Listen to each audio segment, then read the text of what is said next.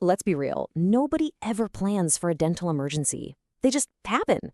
One minute everything's fine, the next it's sudden, it's painful, and honestly, it can be pretty stressful. But what if you knew exactly what to do?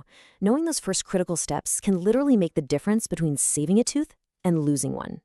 So just imagine it for a second. A sports injury, a bad bite into something hard, or a toothache that's just gone from bad to unbearable.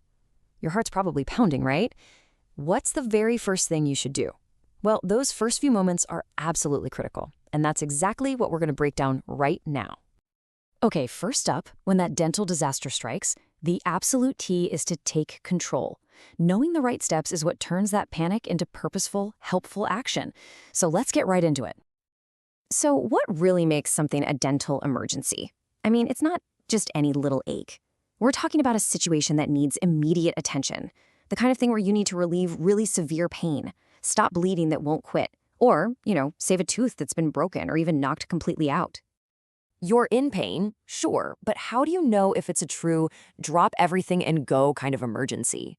Let's look at how you can figure out just how serious your situation really is. Okay, think of this as your quick diagnostic checklist. If you've got a toothache so bad that your usual pain relievers aren't even touching it, that's a huge red flag. See any swelling in your cheeks or gums? That could mean a serious infection is brewing. And of course, a broken tooth with sharp edges or a filling that's fallen out and now everything is super sensitive, yep, those are all clear signs you need help, and fast. All right, so you figured out it's a crisis. First rule, don't panic. The next step is all about taking immediate calming action. Here are the first 8 steps you can actually do yourself before you even get to a professional. So what you do in these first few minutes is so important. First, gently rinse your mouth out with some warm salt water. It's a great way to clean the area. Second, grab a cold compress and put it on the outside of your cheek. Trust me, this will be your best friend for bringing down swelling and managing that pain. And number 3, and this one is so important, if a tooth gets knocked out, try to gently place it back in the socket. Just be really careful not to touch the root. If you can't do that, put it in a little bit of milk. Seriously, this can literally save the tooth. Now, first aid is an amazing temporary fix. It's what gets you through those first moments. But for the real solution, the one that's actually going to fix the problem for good, you've got to get professional help. And this is exactly why. While you're holding that cold pack on your cheek with one hand, your other hand should be on your phone calling your dentist. Getting in touch with an emergency dentist right away is the single fastest way to minimize damage, get that pain under control, and stop a bad situation from getting a whole lot worse. This is why having your local emergency dentist's number already saved in your phone is such a game changer. For instance, if you're in the Las Vegas area, this might be the number for a group like Las Vegas Dental Group.